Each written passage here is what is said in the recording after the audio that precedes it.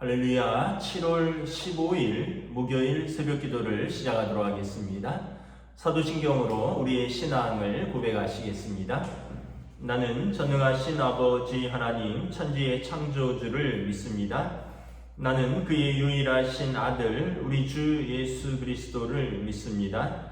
그는 성령으로 잉태되어 동정녀 마리아에게서 나시고 본디오 빌라도에게 고난을 받아 십자가에 못 박혀 죽으시고 장사된 지 사흘 만에 죽은 자 가운데서 다시 살아나셨으며 하늘에 오르시어 전능하신 아버지 하나님 우편에 앉아 계시다가 거기로부터 살아있는 자와 죽은 자를 심판하러 오십니다. 나는 성령을 믿으며 거룩한 공교회와 성도의 교제와 죄를 용서받는 것과 몸의 부활과 영생을 믿습니다. 아멘. 찬송가 320장 찬양하시겠습니다. 찬송가 320장입니다.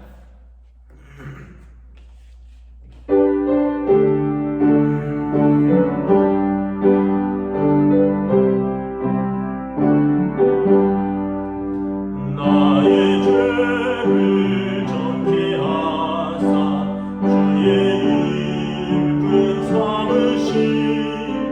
그새 주의 넓은 사랑 항상 찬송합니다. 나를 이끌 삼으신 일 크신 능력 주시고 언제든지 주 뜻대로 사용하여 주소서. 내게 부어주시려고 은혜에 미하신 주의 은혜 채워주사 능력있게 하소서. 나를 이끌 삼으신 주 크신 능력 주시고 언제든지 주 뜻대로 사용하여 주소서. 죄의 짐을 풀어주신 주의 능력 그도다. 나를 피로 사신 예수 내 맘속에 오소서. 나를 이끌 삼으신 주 크신 능력 주시고 언제든지 주 뜻대로 사용하여 주소서. 주여 내게 성령으로 충만하게 채우사 생명수가 강물처럼 흐르하옵소서. 나를 이끌 삼으신 주 크신 능력 주시고 언제든지 주 뜻대로 사용하여 주소서.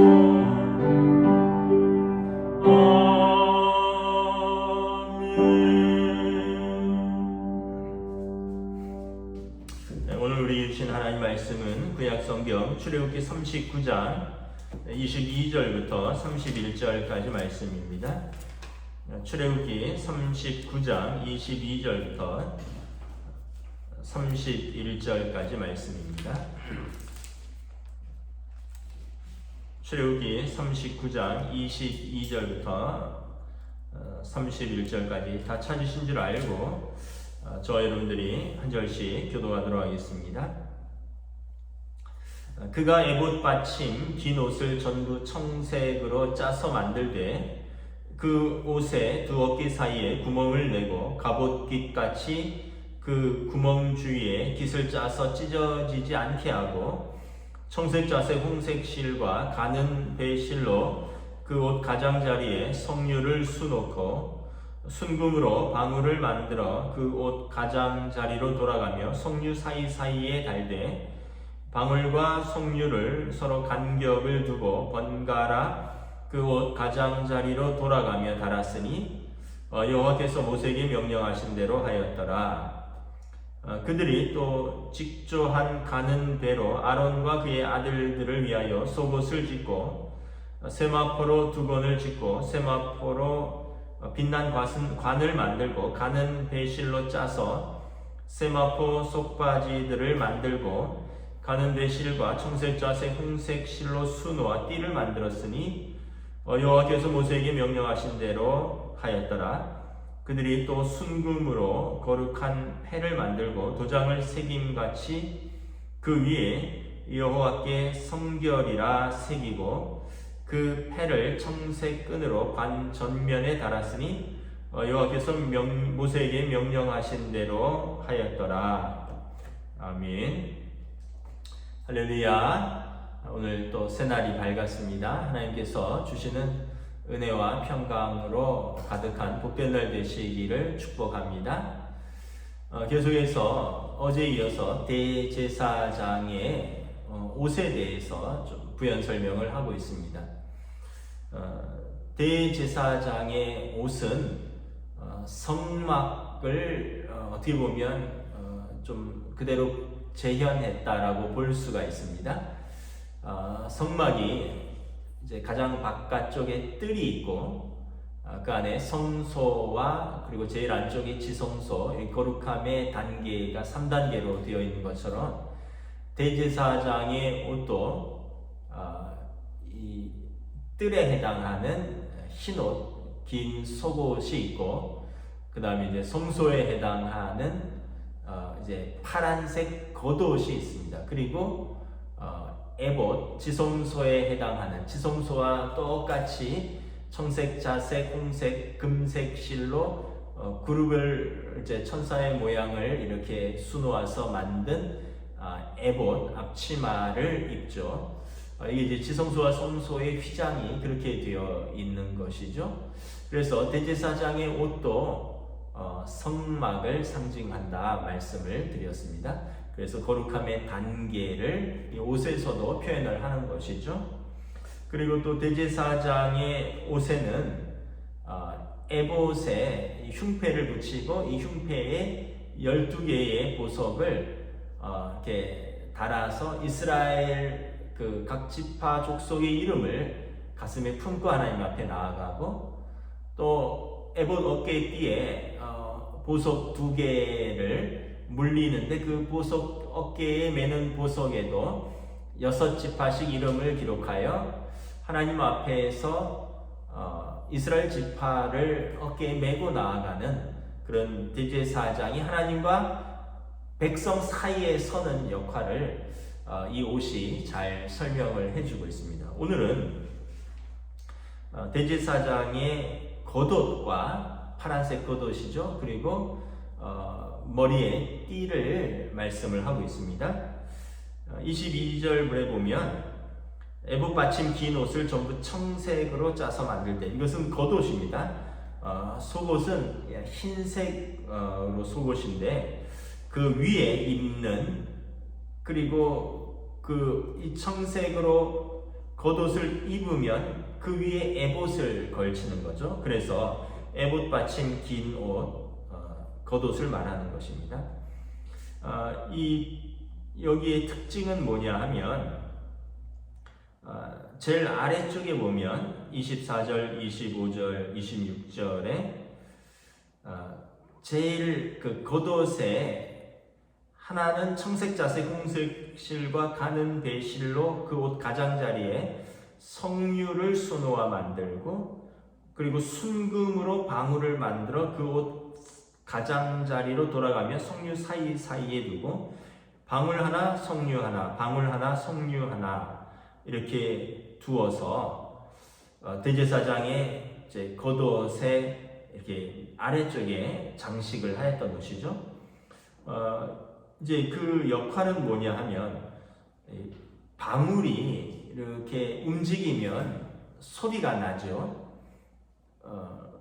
이 소리가 나는 이유는 뭐냐 하면 대제사장이 성소와 지성소에 들어가서 그 직무를 행할 때 만약 제사장이나 대제사장이 그 부정하다면 하나님의 거룩한 일을 부정하게 한다면 하나님께서 진노하시는 거죠. 실제로 아론의 장남과 차남이 하나님의 뜻대로 분향단에 불을 붙이지 않고 임의로 불을 사용하다가 하나님이 진노하셔서 그들을 치셨습니다. 그래서 아론은 장남과 차남을 동시에 잃은 것이죠. 그래서 이 대제사장이 성소에 들어갈 때 발에 끈을 달고 들어갑니다. 그래서 대제사장이 안에서 직무를 잘 수행을 하면 움직일 때마다 방울 소리가 딸랑딸랑 날 것이고, 만약에 방울 소리가 나지 않는다면 대제사장이 움직이지 않는 것입니다. 일시적으로 정지할 수는 있지만 계속해서 소리가 나지 않는다면 거룩하신 하나님 앞에서 부정한 거로 하나님께서 그를 치신 것입니다. 그러면 그는 죽은 것이죠. 그러면 밖에서 그 줄을 잡아당겨서 쉽게 얘기하면 시체를 꺼내는 역할을 하는 것입니다. 그러니까 그가 살아있느냐 죽어있느냐를 확인하는 그 방울이 되는 것입니다. 그러면 여러분 참 이 대제사장의 직분은 영광스럽기도 하겠지만 너무 두려운 일이 되겠죠. 여러분 만약에 저와 여러분들이 예배 순서를 맡았는데 우리가 부정한 몸과 마음으로 예를 들면 대표 기도를 하고 찬양을 인도하고 또 설교를 하고, 그때 만약에 하나님께서 거룩하신 하나님께 부정한 자들이 와서 예배한다고 하나님이 치신다면 우리 가운데 살아남을 사람이 누가 있겠습니까? 그만큼 대제사장은 백성의 죄를 하나님 앞에 가지고 나아가서 하나님 앞에 중보하는 역할도 하지만 더불어서 자기 자신이 하나님 앞에서 늘 거룩하게 몸과 마음을 준비하며, 그리고 하나님 앞에서 지성소에 들어갈 때 아주 신중하게 경건한 마음으로 나아가야 하는 귀한 직분이라는 것입니다. 그래서 대제사장을 사람들이 존경하기도 하는 거죠. 왜냐하면 목숨을 걸고 그 일을 하는 거니까. 또 하나는 이제 대제사장의 그 머리에 그 모자를 쓰는데 그 모자에 패를 두릅니다. 하얀 모자를 쓰고요. 30절에 보면 순금으로 거룩한 패를 만들고 그 패에 여호와께 성결이라고 새깁니다. 그리고 그 패를 청색 끈으로 이 하얀 관이라 했는데 모자 전면에 달아서 대제사장이 그 모자를 쓰고 하나님 앞에서 직무를 수행하는 것입니다. 그러니까 여러분 그 좀 이해하기 쉽게 그 요리사분들이 하얀색 모자를 쓰잖아요. 그 모자의 전면에 파란색으로 띠를 둘렀는데 그 띠에 보면 거룩한 패를 달았습니다. 순금으로 여호와께 성결이다. 이렇게 패를 달았다라는 것입니다. 하나님 앞에서 거룩, Holy to the Lord 이런 뜻입니다. 여호와께 성결. 이것은 어떤 것을 의미냐 하면 대제사장이 하나님 앞에서 거룩하고 또 성결한 모습으로 서야 한다. 이런 것을 의미하기도 하는 것이고, 동시에 또 하나님의 백성들이 하나님 앞에서 어떤 모습으로 서야 하느냐를 보여주는 것입니다. 그래서 대제사장이 백성을 대표하여 하나님 앞에 나아가는데 그 이마 전면에 여호와께 성결이라는 띠를 띠고 하나님 앞에 나아가는 것이죠. 그래서 우리가 대제사장들 또 제사장들 그 구약에서의 영광스러운 직분이지만 더불어서 그 영광스러움에는 거룩함이 동반되어야 되고 또 부정함이 함께할 때는 하나님께서 때로는 그 생명을 치시기도 한다라는 것이죠. 그래서 두렵고 떨림으로 그 직분을 감당을 하는 것입니다. 어떻게 보면 여러분 대제사장의 그 직분은 그 옷의 화려함이나 또 옷의 아름다움에 있다기보다는 그의 하나님 앞에서의 거룩함에서 찾아야 할 것입니다. 거룩함이라는 것은 뭐냐 하면 크게 두 가지인데요. 하나는 뭐냐면 하나님을 의식하는 것입니다. 범사에 하나님을 의식하는 것이 거룩함입니다. 우리가 뭔가를 할 때, 뭔가를 말할 때, 뭔가를 선택할 때 하나님을 의식하는 것, 그러면 우리가 거룩하신 하나님을 의식하면 그것이 거룩함입니다. 또 하나는 세상과 구별됨이 또 거룩함입니다. 하나님을 의식하는 것은 곧 세상과 구별됨이기도 합니다. 로마서 12장 1절 2절에 보면 너희는 이 세상 풍조를 본받지 말고 너희 몸을 거룩하게 구별하여 하나님의 선하시고 기뻐하시고 온전하신 뜻이 무엇인지 분별하도록 하라. 그러니까 우리가 이 세상의 풍조를 따라가는 것, 이 세상의 패턴을 따라가는 것이 아니라 그것을 거스를 수 있는 용기를 가지는 것, 그것이 다시 말하면 거룩함이라는 거죠. 그러니까 거룩함은 하나님을 의식하는 것이고 그렇기 때문에 세상 풍조를 따르지 않는 것입니다. 하나님을 의식하기에 세상 풍조에 휩쓸리지 않고 어떻게 보면 용기를 내서 믿음으로 하나님의 선하시고 기뻐하시고 온전하신 뜻이 무엇인지 우리가 다른 선택을 하는 것이 거룩함인 것이죠. 그래서 우리가 어떤 면에서 보면 예수 믿고 우리 학생들 같은 경우는 입에서 욕을 제해야 합니다. 저도 이제 청소년 때는 친구들이 욕하니까 또 남자아이들은 그 당시에 욕을 일상으로 했었으니까 어떤 관용어구처럼 이렇게 욕을 하곤 했었습니다. 그러다가 어느 순간 제가 은혜를 받았는지 이것이 합당치 않다 이런 생각이 들었습니다. 그래서 학교에서 또 친구들 앞에서 욕을 하지 말아야지 라고 결심을 했던 적이 있습니다. 그리고 그 이후로는 진짜 욕을 하지 않으려고 애를 썼고 의식을 했던 것입니다. 그런데 이제 만약에 우리가 이렇게 하나님을 의식하는 것은 작은 것에서부터 좀 구별됨이 드러나야 되는 것이죠. 우리 청소년들 또는 우리 한국 교회에서 이제 이 주초 문제가 또 우리 안에서 이렇게 좀 이야기들이 나옵니다. 예수 믿는데 술, 담배 하는 것과 예수 믿는 것이 어떤 상관이 있느냐? 물론 그것이 구원과 직접적인 관계가 있는 것은 아닙니다. 그러나 여러분 우리가 생각을 할 때 일반인들도 건강을 위해서 또 담배 피면 냄새 나잖아요. 또 건강에도 해롭잖아요.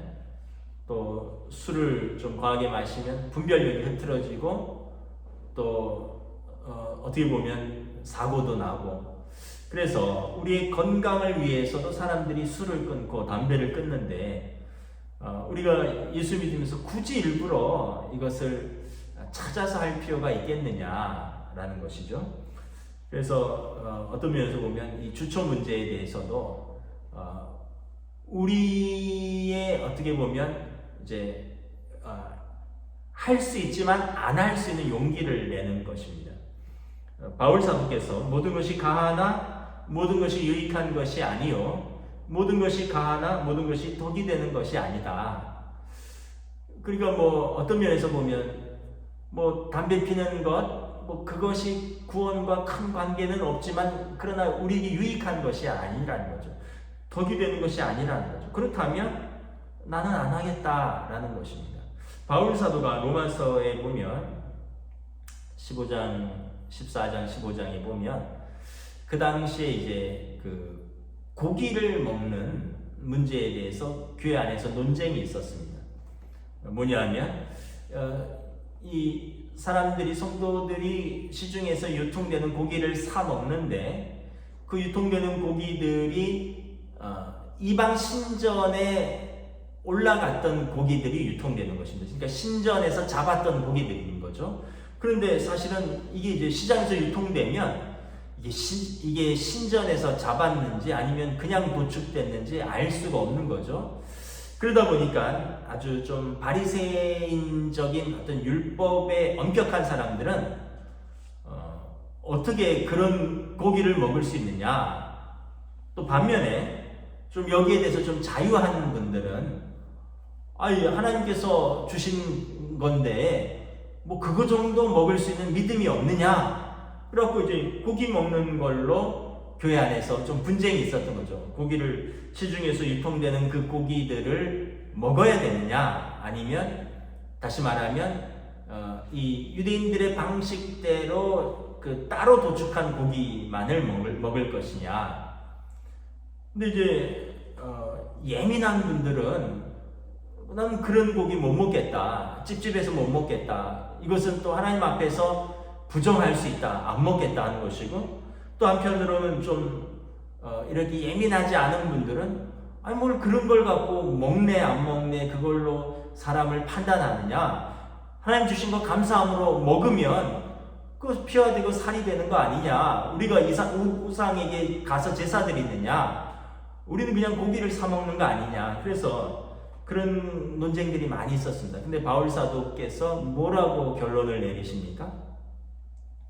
먹는 사람도 주를 기쁘시게 하기 위해서 먹고 안 먹는 사람도 주를 기쁘시게 하기 위해서 안 먹는다는 것이죠. 안 먹는 사람도 나름대로의 논리가 분명하죠. 이 고기가 신전에 올려졌을지도 모르는 고기이기 때문에 나는 안 먹겠다는 것입니다. 그들의 믿음을 하나님이 기뻐하신다는 거예요.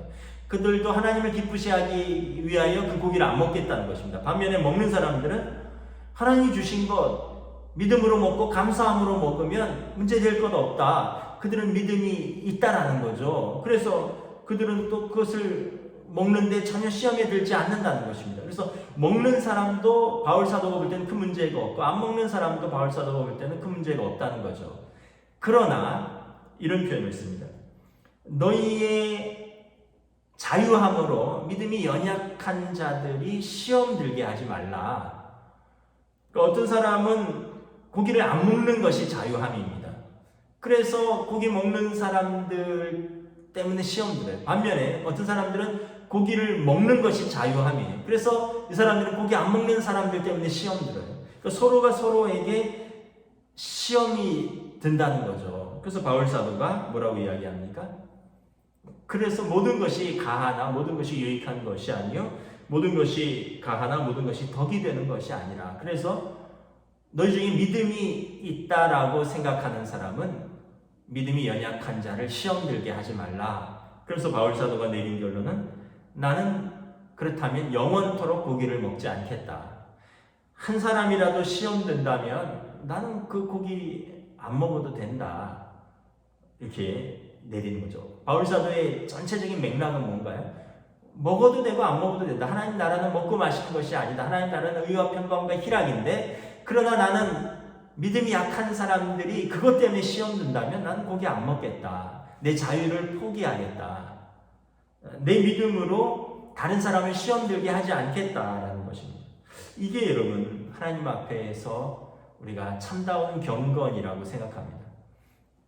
할 수 있는 자유도 있고요, 하지 않을 수 있는 자유가 있습니다. 그러나 하나님을 기쁘시게 하고 성도를 시험 들지 않겠다면 내가 할 수 있지만 하지 않는 그 자유를 선택하는 믿음.